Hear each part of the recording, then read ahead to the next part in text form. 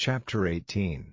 And it came to pass, when he had made an end of speaking unto Saul, that the soul of Jonathan was knit with the soul of David, and Jonathan loved him as his own soul. And Saul took him that day, and would let him go no more home to his father's house.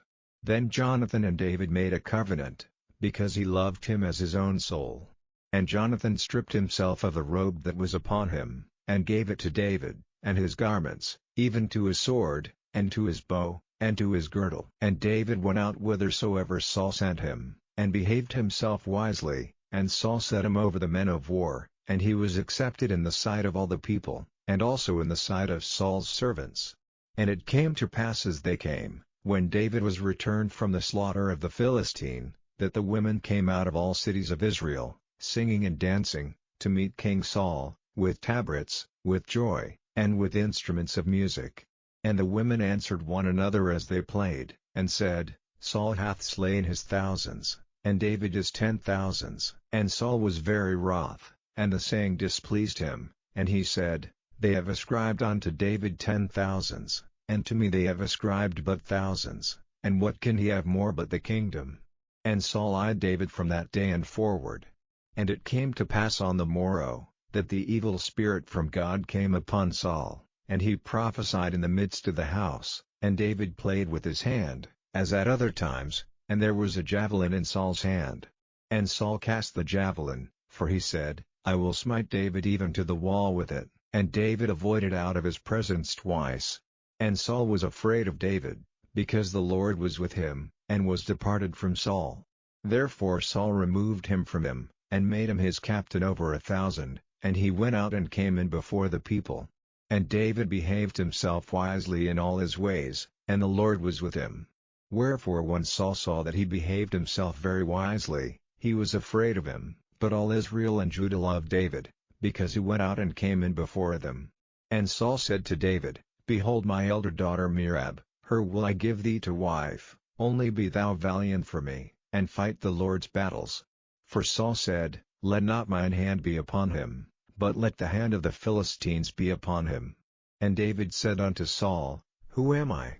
And what is my life, or my father's family in Israel, that I should be son-in-law to the king? But it came to pass at the time when Merab Saul's daughter should have been given to David, that she was given unto Adriel the Maolathite to wife.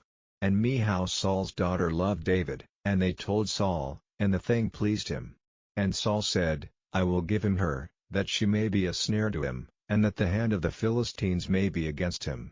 Wherefore Saul said to David, Thou shalt this day be my son-in-law in the one of the twain. And Saul commanded his servants, saying, Commune with David secretly, and say, Behold, the king hath delight in thee, and all his servants love thee, now therefore be the king's son-in-law. And Saul's servants spake those words in the ears of David. And David said, Seemeth it to you a light thing to be a king's son-in-law, seeing that I am a poor man, and lightly esteemed? And the servants of Saul told him, saying, On this manner spake David. And Saul said, Thus shall ye say to David, The king desireth not any dowry, but 100 foreskins of the Philistines, to be avenged of the king's enemies. But Saul thought to make David fall by the hand of the Philistines. And when his servants told David these words, it pleased David well to be the king's son-in-law, and the days were not expired. Wherefore David arose and went, he and his men, and slew of the Philistines 200 men, and David brought their foreskins, and they gave them in full tale to the king, that he might be the king's son-in-law. And Saul gave him Michal his daughter to wife. And Saul saw and knew that the Lord was with David, and that Michal Saul's daughter loved him.